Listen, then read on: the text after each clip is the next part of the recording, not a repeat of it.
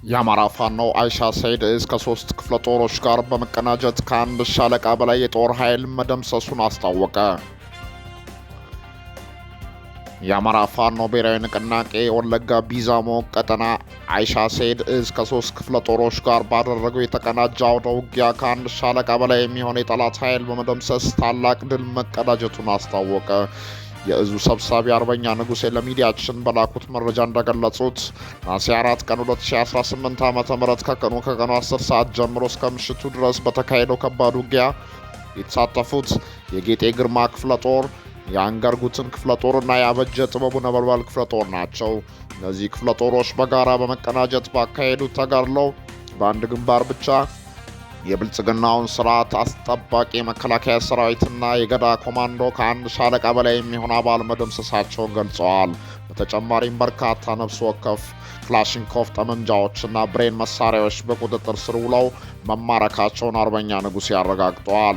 ሰብሳቢው አርበኛ ንጉሴ አክለውም እንደገለጹት አሁን ይፋ የሆነው መረጃ የአንድ ግንባር ብቻ ሲሆን በግንባሩ በነበረው የኔትወርክ መቆራረጥ ምክንያት የሁለቱ ክፍለ ጦሮች ውጊያ ሪፖርት እስካሁን ሙሉ በሙሉ እንዳልደረሳቸው ጠቁመዋል። ሙሉ የውጊያው ዝርዝር መረጃ እንደደረሳቸው ለሕዝብ ይፋ እንደሚያደርጉም አሳውቀዋል። በሉማሜ ከተማ የጀነራሎችን ዘመቻ ላይ ጀብድ ተሰራ።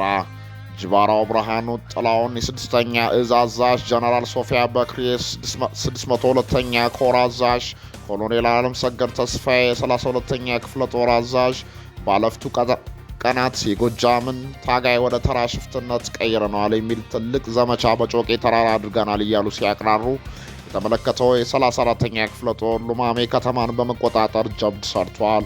ሉማሜ ከተማን ካርታ ላይ በማስፈር የተጠና እቅድ በማቀድ የተጀመረው ልዩ ኦፕሬሽን የጦር አመራሩ ሰራዊቱን የግዳጅ አፈጻጸሙን በሚገባ እንዲረዳ አድርገዋል።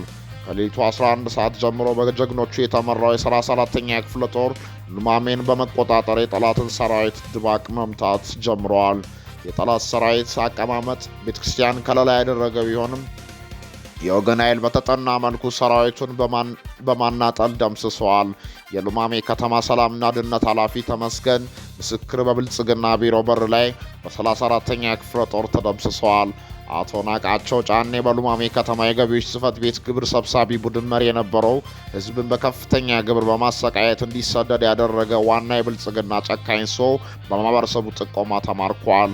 በሉማሜ ከተማ የመሸገውን የጠላት ኃይል በመደምሰስ የጀነራሎቹ ጩኸት ባዶ ያስቀረው 34ኛ ክፍለ ጦር ከፍተኛ ወታደራዊ ድል አስመዝግቧል።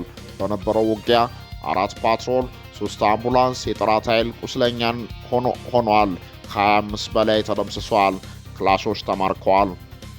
ከቀናት በፊት አስደማሚ የኮማንዶ ሰራዊት ያስመረቀው 34ኛ ክፍለ ጦር በተከታታይ አቅደው በተዋጋባቸው ውጊያዎች ድል ማስመዝገቡን ቀጥሏል ሲል የአማራ ፋኖ ቴዎድሮስ 206ኛ ኮር ህዝብ ግንኙነት መምሪያ ዘግቧል። የ7 ለ7 ክፍለ ጦር ደመላሽ ሻለቃ ቃኞች በኤፍራታ ግድም ፈረድ ውሃ የደፈጣ ጥቃት ፈጸሙ። የደፈጣ ባለሙያዎቹ 7 ለ7 ክፍለ ጦር ደመላሽ ሻለቃ ቃኝ ከአጣዬ ቅርብ ርቀት ፈረድ ውሃ ፈጣን እርምጃ በመውሰድ በገዢው ስርዓት ጠባቂዎች ላይ ከፍተኛ ሰብአዊና ቁሳዊ ኪሳራ በማድረስ ድል አስመዝግበዋል። የአማራ ፋኖ ብሔራዊ ንቅናቄ ሸዋ ጠቅላይ ግዛት አሳምነው እዝ 7 ለ7 ክፍለ ጦር ደመላሽ ሻለቃ ቃኝ ሌሊት 12 ሰዓት ላይ ከአጣዬ ከተማ 3 ኪሎ ሜትር ብቻ ርቀት ላይ በሚገኘው ፈረድ ውሃ ቀበሌ ዘልቆ በመግባት መሽገው በነበሩ ያገዛዙ ጥምር ኃይሎች ላይ ድንገተኛ የማጥቃት እርምጃ ፈጽመዋል። በተደረገው ወታደራዊ እርምጃ 4 የስርዓቱ ጠባቂዎች ተደምስሰዋል። ጋሻው በዛ ለገሰ የፈረድ ውሃ ቀበሌ ሚሊሻ፣ በግዱ ተጫኔ የላቃ አጣዬ ቀበሌ ሚሊሻ፣ ደምስስ ፍሳ የአለላ ቀበሌ ሚሊሻ፣ ስሙ ያልተለየ አንድ ተጨማሪ ሚሊሻ አባል ሲደመሰስ፣ በተጨማሪም የስርዓቱ ልዩ የጦር ክንፍ በሆነው በ104ኛ አየር ወለድ ኮማንዶ ላይ በውጊያ አንድ የኮማንዶ አባል ሲገደል 2 አባላት ደግሞ በጽኑ ቆስሎ በሕክምና ላይ እንደሚገኙ ተረጋግጧል። የደመላሽ ሻለቃ ቃኞች የተጣለባቸውን ተልዕኮ በድል አድራጊነት ካጠናቀቁ በኋላ የጠላትን የጦር መሳሪያዎች በመማረክ ለትግሉ ገቢ አድርገዋል።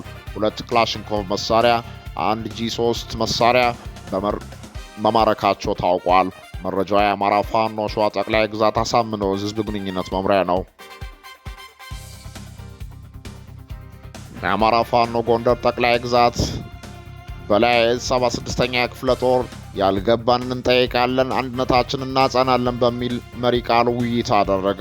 አማራ ፋኖ ጎንደር ጠቅላይ ግዛት በላይ 305ኛ ኮር 76ኛ ክፍለ ጦር ለልዩ ተልእኮ ለተውጣጡ 24 ሬጅመንት አባላት በኮርና በክፍለ ጦር አመራሮች አማካይነት የግንዛቤ ማስጨበጫ ውይይት አድርጓል። በመድረኩ የክፍለ ጦሩ ዋና አዛዥ አርበኛ ተስፋዬ ማስረሻ፣ የክፍለ ጦሩ ዘመቻ ኃላፊ አርበኛ አጃው አንጋፋው፣ የክፍለ ጦሩ ወታደራዊ ዕቅድና ስትራቴጂ መምሪያ ኃላፊ አርበኛ ሙሉቀን ጌትነትና ሌሎች አመራሮች በተገኙበት ሰፊ ውይይት ተካሂደዋል። ለአማራ ሕዝብ ነጻነት ሲሉ በዱር በገደሉ መስዋዕትነት ለከፈሉ ታጋዮች የህሊና ጸሎት በማድረግ የተጀመረው ይህ መድረክ በጎንደር አንድነት በአሁናዊ አገራዊ ሁኔታና በተሰጣቸው ልዩ ተልእኮ ዙሪያ በአመራሮች አማካይነት ለአባላቱ ሰፊ ግንዛቤ ተፈጥሯል። የሁለቱ ህዝቦች ውህደት ትልቅ ደስታ መሆኑን የገለጹት አባላቱ ያልገባንን እንጠይቃለን፣ አንድነታችንን እናጸናለን በማለት የገለጹት አባላቱ ከዛ ውጭ ያለ መርህን አሰራር ውጭ በሚንቀሳቀስ ማንኛውም ጸረ አንድነት ግለሰብ ሆነ አካል ላይ ተቋማዊ እርምጃ እንደሚወሰድ ጭምር ተናግረዋል ሲል መረጃውን ያደረሰን የኮሩ ህዝብ ግንኙነት ኃላፊ ነው።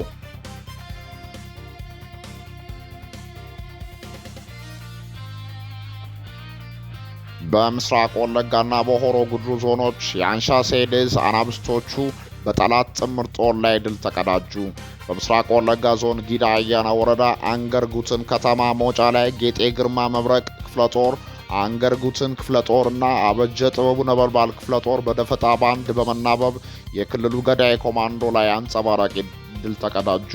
ትናንት አዝረክርኮት የወጣውን አስክሬን ለማንሳት በርካታ የክልሉ ጥምር ጦር በመያዝ ዛሬ ረፋድ 4 ሰዓት ላይ ከአንገርጉትን ከተማ በመነሳት ከዚያው ከከተማው መውጫ በር እንጂሮ ላይ ተተልትሎ ሲመጣ ከአስክሬኑም ሳይደርስ የአንሻ ሴድ አናብስቶች ዶግ አመድ አድርገውታል። በመጨረሻም ወደ መሃል ከተማዋ በመሸሽ በፍርሃት ቤት ዘግቶ የተቀመጡ ንጹሐን አማራዎች ቤቶችን ገንጥሎ በመግባት ሕፃናትን፣ እናቶችና አዛውንትን በአደባባይ መስመር ላይ እያወጡ እየረሸኑ ይገኛል። ለክልሉ ሕዝብና ለሚመለከታቸው አካላት በሙሉ ንጹሐን ላይ የተደረገ ያለው የዘር ጭፍጨፋ በአስቸኳይ የማይቆም ከሆነ ግጭቱ ወደ ሕዝብ ለሕዝብ መግባቱ አይቀሬ ነው። በሌላኛው በሆሮ ጉድሩ ዞን አቤ ደንጎሮ ወረዳ ሎምጫ ቀበሌ ላይ ታፈረ አለሙ ሳተናው ክፍለ ጦር እና የሀሳብ ልዩነትን በንግግር ለመፍታት በሂደት ላይ ያለውን ጽናት ክፍለ ጦር በመናበብ ሎምጫ ቀበሌ የክልሉ ጥምር ጦር ላይ እርምጃ በመውሰድ ከተማዋን በመቆጣጠር ተችሏል። የጠላት ጥምር ጦርም የተረፈውን ወደ ደንጎሮ ከተማ ፈርጥጧል ሲል መረጃውን የአማራ ፋኖ ወለጋ ቢዛሞ አንሻ ሴድ ህዝብ ግንኙነት መምሪያ አድርሶናል።